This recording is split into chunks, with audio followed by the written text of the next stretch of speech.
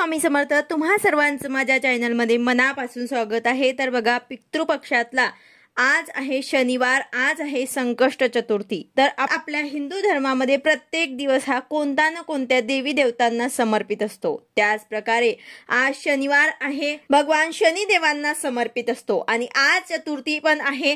तर चतुर्थी ही गणपती बाप्पांना समर्पित असते। ही चतुर्थी पितृपक्षात आलेली आहे, तर या चतुर्थीला विशेष महत्त्व सुद्धा आहे। तर गणपती बाप्पा हे विघ्नहर्ता आहेत, विघ्नाचे नाश करणारे देवता आहेत, ज्ञानाचे देवता आपले गणपती बाप्पा आहेत, बुद्धी देवता आहेत।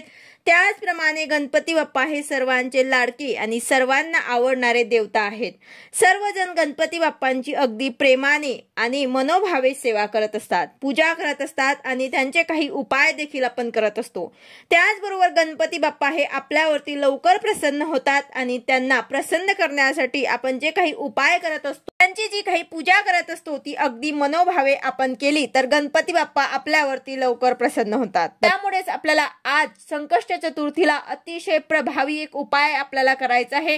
तो उपाय कशा प्रकारे करायचा आहे याबद्दलची संपूर्ण माहिती मी तुम्हाला आजच्या व्हिडिओमध्ये सांगणार आहे। व्हिडिओ पूर्ण बघा, जेणेकरून तुम्हाला संपूर्ण माहिती मिळेल।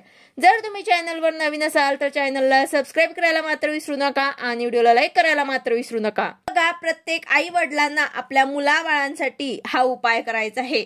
प्रत्येक आई वडिलांना असं वाटतं की आपल्या मुलांना खूप शिकावं, खूप अभ्यास करावं, सांगितलेल्या सर्व गोष्टी ऐकाव्यात, त्याचबरोबर उच्च पदवी धारण करावी आणि त्याच प्रकारे आपल्या मुलावरती संकट येऊ नये, विघ्न येऊ नये असं प्रत्येक आई वडिलांना वाटत असतं आणि त्यासाठी ते कष्ट सुद्धा करत असतात, मेहनत सुद्धा करत असतात। कधी कधी काय होतं की मुलांना अभ्यास जो आहे तो त्यांच्या लक्षात राहत नाही आणि त्यांना अभ्यास करावा असं वाटत नाही, सांगितलेलं त्या गोष्टी ते ऐकत नाही। बऱ्याच वेळेला असं होतं की आजूबाजूला जी काही वाईट संगत असते ते आपल्या मुलांना लागत असते आणि या सर्व गोष्टींचा वाईट परिणाम आपल्या मुलावरती पडत असतो आणि अशा प्रकारच्या मुलांमध्ये ज्या काही गोष्टी दिसून आल्यात तर आई वडिलांनी त्यांच्यासाठी खूप प्रयत्न करत असतात, योग्य तो मार्ग दाखवण्यासाठी ते नेहमी त्यासाठी प्रयत्नशील असतात। त्याचबरोबर चतुर्थीला आपण आपल्या मुलांसाठी उपाय देखील करत असतात।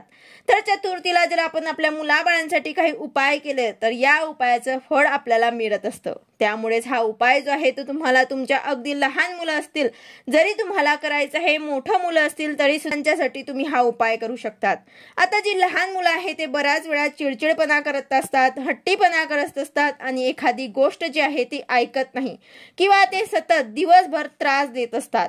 अशा ज्या गोष्टी असतात त्या सर्व मुलांच्या थांबवण्यासाठी तुम्हाला या उपायाची मदत होणार आहे।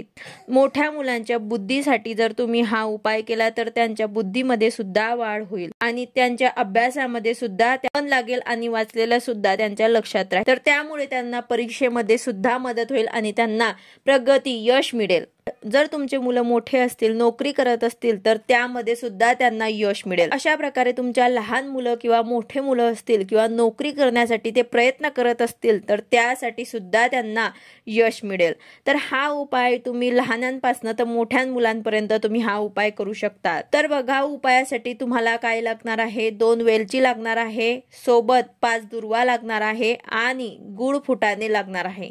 या 3 वस्तू तुम्हाला घ्यायच्या आहे। या 3 वस्तू तुम्हाला गणपती बाप्पांना अतिशय प्रिय आहे आणि जर आपण गणपती बाप्पांचा सेवा उपाय करत असतो तर त्यावेळेस आपल्याला गणपती बाप्पा आपल्यावरती प्रसन्न होतात आणि आपल्या जे काही इच्छा आहे ते लवकरात लवकर पूर्ण करतात।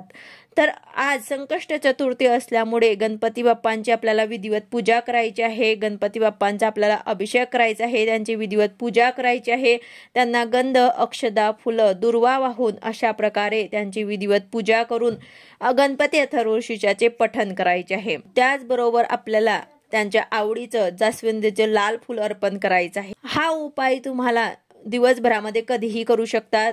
जर तुम्हाला सकाळी वेळ मिळाला तर सकाळी करा किंवा मग संध्याकाळी, दुपारी केव्हाही तुम्ही हा उपाय करू शकतात। फक्त हा उपाय करताना तुम्हाला देवांसमोर दिवा प्रज्वलित करायचा आहे। शक्यतो तुम्हाला शुद्ध गाईच्या तुपाचा दिवा लावायचा आहे। देवी देवतांना आपण प्रसन्न करण्यासाठी काही उपाय करतो तेव्हा आपल्याला शुद्ध गाईच्या तुपाचाच दिवा लावायचा आहे। असे उपाय करत असतो, देवी देवतांना आपण प्रसन्न करण्यासाठी काही उपाय करत असतो तेव्हा आपल्याला शुद्ध गाईच्या तुपाचं दिवा लावायचा आहे, शुद्ध गाईचं तुपच टाकायचं आहे, कारण यामुळे ते आपल्यावर ते लवकर प्रसन्न होतात। जर तुमच्याकडे तूप नसेल तर तुम्ही तेल सुद्धा टाकू शकतात। यानंतर आपल्याला गणपती बाप्पांच्या समोर दिवा लावायचा आहे। त्यानंतर आपल्याला गणपती बाप्पांना विधिवत पूजा करायची आहे आणि गुळ फुटाणाचा नैवेद्य दाखवायचा आहे। त्यानंतर जे आपण 5 दुर्वा आणि 2 वेलची घेतलेले आहे ते तुम्हाला तुमच्या मुलांच्या हातामध्ये द्यायचे आहे। जर तुमची मुलं लहान असतील तर तुम्ही त्यांच्या जवळ घ्या आणि तुम्ही तुमच्या हातामध्ये उजव्या घेतल्या तरी सुद्धा चालेल। जर तुमचे मुलं मोठे असतील, ते करू शकत असतील तर त्यांच्या हातामध्ये आपल्याला द्यायचं आहे। यानंतर जे आपण दुर्वा आणि 2 वेलची घेतलेले आहे ते आपल्याला घेऊन आपल्याला गणपती अथर्वशीर्षाचे पठण करायचे आहे। जर ते तुमच्या मुलांना पठण करता येत असेल तर त्यांना पठण करून घ्यायचं आहे, किंवा मग तुमची मुलं लहान असतील तर तुम्ही पठण करून घ्या। तुम्ही तुमच्या जवळ घ्या आणि तुम्ही पठण करा। गणपती अथर्वशीर्षाचं पठण करायचं आहे। त्यानंतर संकटनाशक स्तोत्र हे सुद्धा आपल्याला एक वेळा पठण करायचं आहे। त्यानंतर हे 2 वेलची आणि ते दुर्वा आपण घेतले आहे ते गणपती बाप्पांना आपल्याला अर्पण करायचे आहे। आणि यानंतर गणपती बाप्पांना प्रार्थना करायची आहे। ज्या काही आपल्या अडचणी असतील, आपल्या मुलाबाळांच्या काही अडचणी असतील, नोकरीबद्दल असोत, अभ्यासाबद्दल असोत, ते दूर होत, त्यांना लहान मुलं असतील तर चिडचिड करत असतील, तर ऐकत नसतील तर त्यांच्यामध्ये, त्यांच्या स्वभावामध्ये बदल होऊ द्या। अशा प्रकारे तुम्हाला जे काही तुमची इच्छा असेल, अडचण असेल ते तुम्हाला गणपती बाप्पांना सांगायची आहे। यानंतर ह्या ज्या काही वस्तू आपण अर्पण केलेल्या आहे ते गणपती बाप्पांकडे आपल्याला तशाच राहू द्यायचे आहे। आणि आज आपण हा उपाय केलेला आहे, तर उद्या आपल्याला दुसऱ्या दिवशी 2 वेलची ज्या आहे त्या ठेवलेल्या, त्यामधनं 1 वेलची जी आहे ते आपल्याला आपल्या मुलांच्या बॅगेत ठेवायची आहे आणि दुसरी जी आहे ते आपल्याला त्यांना खायला द्यायची आहे। तुम्ही कुठल्याही प्रकारे तुम्ही गोड पदार्थामध्ये खाऊ घालू शकतात। जर तुमची मुलं जास्तच लहान आहे तर तुम्ही तुमच्या जवळ ठेवलं तरी सुद्धा चालेल। जर तुमची मुलं शाळेत जात असतील तर त्यांच्या बॅगेत ठेवा, किंवा लहान असतील तर तुमच्या जवळ ठेवा। तर अशा प्रकारे कायमस्वरूपी त्यांच्या बॅगेमध्ये आपल्याला ती वस्तू ठेवायची आहे। जर तुमची मुलं बाहेर गावी राहत असतील, हॉस्टेलमध्ये राहत असतील, मोठं असतील तर ते उपाय सुद्धा तिथे करू शकतात। गणपती बाप्पांच्या जवळपास मंदिर असेल तर तिथे जाऊन सुद्धा तुम्ही हा उपाय त्यांना करायला सांगू शकतात। अशा प्रकारे जे आपण वेलची अर्पण करणार आहे ते फक्त आपल्याला आपल्या मुलांना द्यायचे आहे, त्यांनाच खायला द्यायचे आहे। तर अशा प्रकारे 2 वेलची आणि 5 दुर्वा जे आहे ते अर्पण करून आपल्याला अतिशय प्रभावी उपाय, हा छोटासा एक उपाय जो आहे तो नक्कीच प्रत्येक आई वडिलांनी आहे। व्हिडिओ आवडला असेल तर लाईक करा, शेअर करा, सबस्क्राईब करा। भेटूया अशाच नवीन व्हिडिओ सोबत। श्री स्वामी समर्थ।